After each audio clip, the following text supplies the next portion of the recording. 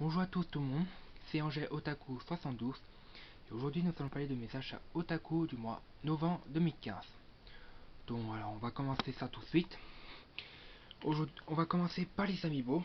J'en ai pris que deux ce mois-ci. La tireuse Mi et Fako.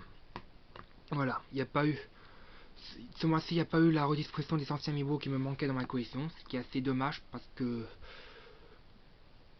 je cherche toujours Chouk et je le trouve pas. C'est dommage, je le trouve pas. Mais bon, au moins ça me fait beaucoup d'économiques. Donc voilà. Alors la tireuse Mi que j'ai pu enfin prendre, que j'ai pu avoir de la chance qu'il y en a encore. Il en restait encore à mon Micromaniac. Quand j'avais, moi qui n'avais pas pu le recevoir, j'ai pu la récupérer sans souci. Et Fako que j'ai eu la semaine, la semaine avant, plutôt avant sa sortie. C'est ce qui est assez marrant ce qui est assez marrant parce que d'habitude je ramasse toujours les amiibo quelques jours avant. Là, je l'ai eu la semaine dernière, la semaine d'avant. Donc, je sais pas comment on dit. Donc voilà, deux amiibo, deux nouveautés amiibo, ça qui m'a permis de compléter les 6 amiibo qui s'étaient sortis en septembre cette année et le Fako, le Nick amiibo qui avait HHé ce mois-ci.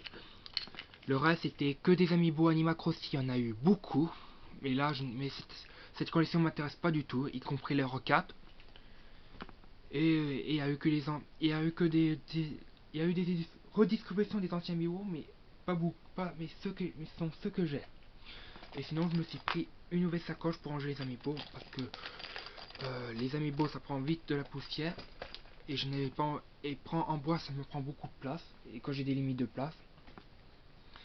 Puis ensuite je me suis pris le croisetta de ancien Magus Bride.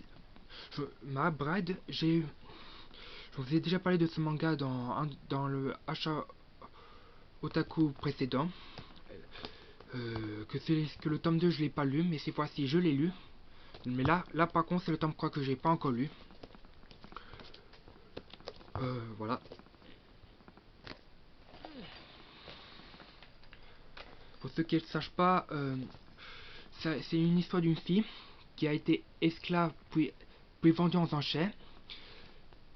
Puis, puis puis un jour d'enchères, voilà.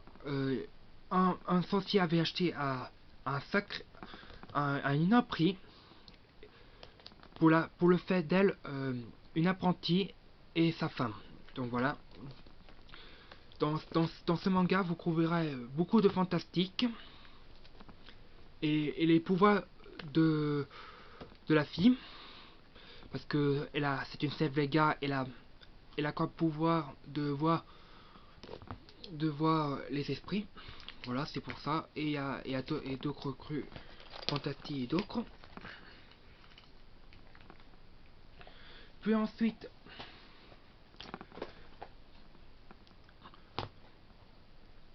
un jouet que je me suis pris. Un jouet que je voulais tant le prendre. Parce que lorsqu'il était sorti sur la Wii U en démat, je n'avais pas voulu le prendre parce que ça prenait beaucoup de mémoire. Et quand je n'ai pas envie de m'acheter un disque dur pour monter la taille mémoire, parce que j'ai pas encore envie de prendre des risques avec les disques durs, etc. J'avais préféré le prendre en boîte et je suis content de l'avoir retrouvé. Alors j'ai testé le jeu parce que la boîte du jeu était en anglais, il fallait absolument que je le teste pour voir, j'espère qu'il y a eu le français, mais heureusement le jeu est en français, donc si vous prenez la boîte anglaise, ne vous inquiétez pas, c'est en français, mais seulement s'il est en version PAL, je pense. Ne vous inquiétez pas, il y a le français intégré dessus. Alors, on a le manuel, le code VIP, je ne pourrai plus l'utiliser car le code Nintendo est fini. Un gros manuel, tout en noir et blanc avec de l'art. Hop. Alors je l'ai joué, j'ai juste atteint jusqu'au boss et j'ai pas dû au boss. Après j'ai pas continué, c'était juste pour tester le jeu en français. La maîtrisation ça va, je maîtrise assez mal. Je sais pas si j'ai mal installé le truc pour détecter la Wiimote. Ensuite je me suis pris deux jeux PS4, Shovel Knight et Sword Art Online Long Song.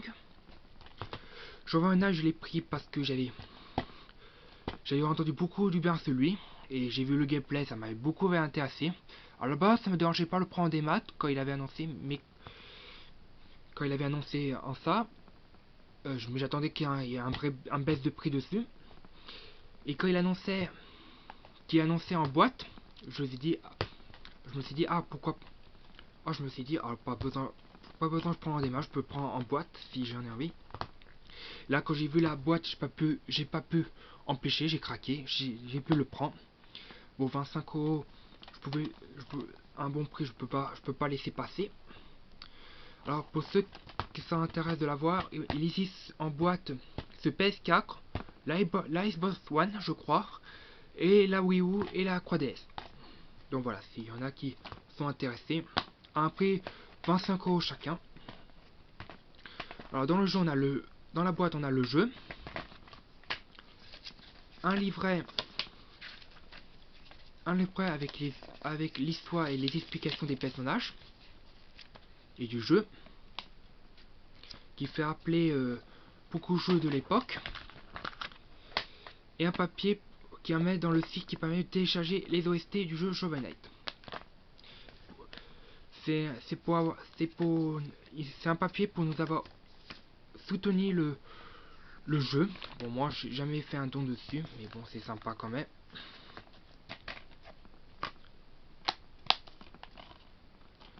Hop. Et Sword Art Online Long Song, qui est à la base un live novel, puis qui est devenu un manga et un anime. Un anime qui a eu un énorme succès. Du coup, il y a eu une adaptation des jeux de celui-là. Cette fois-ci, c'est le troisième jeu. Donc voilà. Alors, je l'ai joué. Il est bien. Moi, j'ai adoré. J'ai accroché dessus. J'ai les cas des ennemis, hein, c'est sympa. C'est une simulation des mots MPG, un peu comme la série .hack. Donc voilà, il y a des quêtes à faire, des ennemis à taper et Tacruc et compagnie.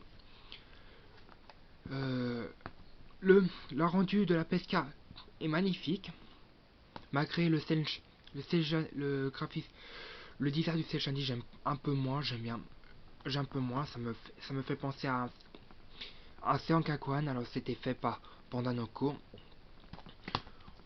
On verra. Sinon le jeu j'ai trouvé bien. Ah aussi on peut jouer qu'un seul joueur en local, mais en ce moment on peut jouer avec des joueurs en ligne. Non c'est déjà ça, mais il faut avancer dans le jeu pour l'avoir, parce que là pour l'instant j'ai pas eu. Juste un papier du cas pour enregistrer le jeu. Vous pouvez l'enregistrer, mais moi j'ai déjà utilisé. Donc voilà. Ah oui, si vous réservez ce jeu à Micromania, vous avez le jeu Sorala Roland Fragment. C'est le portage du jeu qui est sorti sur Vita. Voilà, ils ont refait un reportage, enfin pas vraiment un reportage, un portage. Ils ont fait à peu près, mais il paraît qu'on peut jouer avec qui est au féminin par rapport à la version PS Vita. Donc, voilà. En tout cas, j'ai joué, c'était pas mal. On va parler de 3 jeux Vita, dans lequel j'ai fait chacun un unboxing qu'il faudra regarder sur ma chaîne, car ce sera que des petites boîtes. C'est pour une raison de préparation. Donc voilà. Alors, j'ai pris Ghost Party Burgrife, un jeu Survival Horror, Iravite Kolofu, un jeu de Rimusica Marvelous, et Persona 4 Dancing All Night, la série Persona en jeu de Rimusical. Voilà, fait par Actus. À ce qui paraît, si je me rappelle bien, c'est la suite de Persona 4 après le Arena Climax, celui qui est la dernière version de la version jeu baston. Un jeu qui est mon coup de cœur, voilà. Et j'ai oublié de préciser et inviter pour ceux qui ne sachent pas, c'est un jeu où il propose plusieurs musiques de la vocalerie et A, ma vocalerie préférée. Donc voilà. Donc j'ai fait beaucoup d'explications dans le unboxing. Voilà. En tout cas, ces croix-là, j'ai fait un unboxing dessus, chacun. Si vous voulez les voir, ce sont des éditions collector qui venaient, ces croix-là.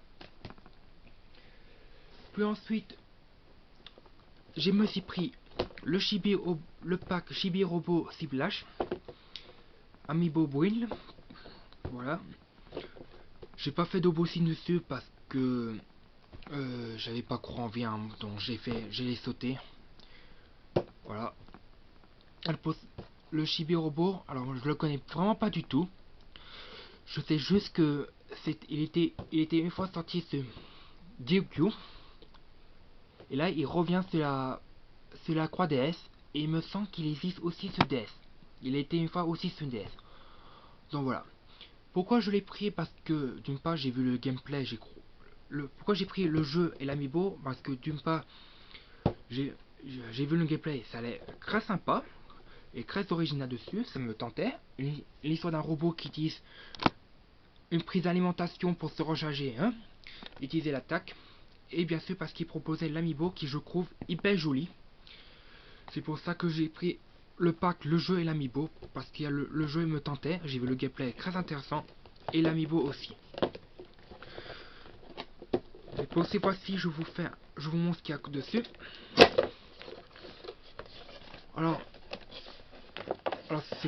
c'est pas vraiment énorme, c'est juste l'amiibo et le jeu Secret DS Chibi Robo Ciblage. Voilà.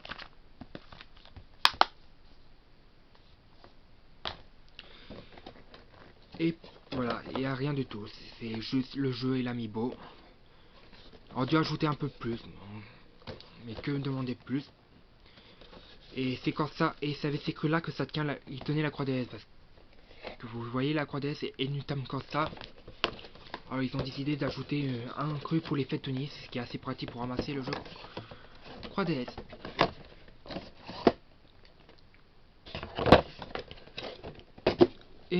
Et le dernier, un autre emballage que j'ai pas fait parce que j'avais fait je pense que tout le monde a déjà fait, donc voilà, je vais vous le faire un unboxing dessus, qui est la manette PlayStation 20e anniversaire. Voilà, c'est une j'ai à la base je voulais prendre la console. Quand je voulais prendre à la console, j'avais pas eu de PSK à ce moment-là, à cette époque, et quand ils annonçaient une PlayStation 20e anniversaire, je me suis dit pourquoi pas je le prends, ça m'avait intéressé cette console. Après qu'un quelques jeux m'intéressaient et son système aussi, mais j'avais pas mais j'ai laissé tomber parce qu'il y a eu ta truc. D'une part, d'une part il annonce son annonce l'édition limitée a pas mis que un seul magasin pour y aller le chercher. Bon, c'était à Paris, je pouvais chercher, mais c'était un magasin que je connais pas du tout et c'était un magasin qui, je me rappelle plus son nom, c'était une sorte de comiquet, quelque chose comme ça. C'est un magasin qui n'avait rien à faire dans les jeux vidéo, mais il faut qu'il soit dans ce magasin. Mais finalement, le pas PS4 20e anniversary, 20e anniversary n'a pas été dans le magasin. Il a été en proposé dans le concours et ça m'a un peu énervé. Je n'avais pas trop envie de m'inscrire, surtout parce que c'est pas on t'offre la PlayStation, c'est on te fait pour pouvoir accéder à la console et le payer. Et quand j'avais pas trop envie de m'inscrire, etc., je laissais vraiment tomber. Voilà. Et quand il annonçait une manette, je me suis dit, j'étais hyper content, je vais pouvoir la reprendre. du coup j'ai pu la reprendre. Parce que bien que la PlayStation j'en avais peu marre en temps, j'ai quand même eu des très bons souvenirs dessus. J'avais eu des très bons souvenirs dessus. C'était une console où j'ai passé des bons moments dessus. Il y a eu des jeux quand même, il y a eu des jeux très sympas. C'est pour ça que j'ai pas pu hésiter, pas nostalgique.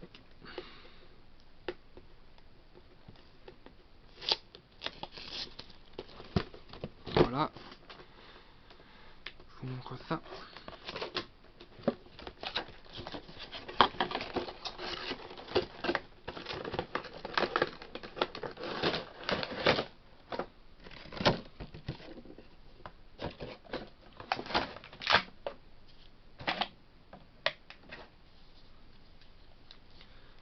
Qu'est-ce que c'est magnifique.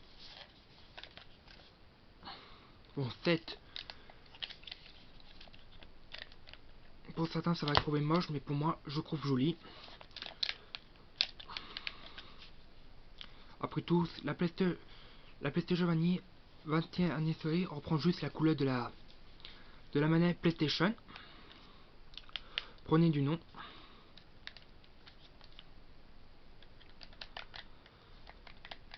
Voilà, voilà.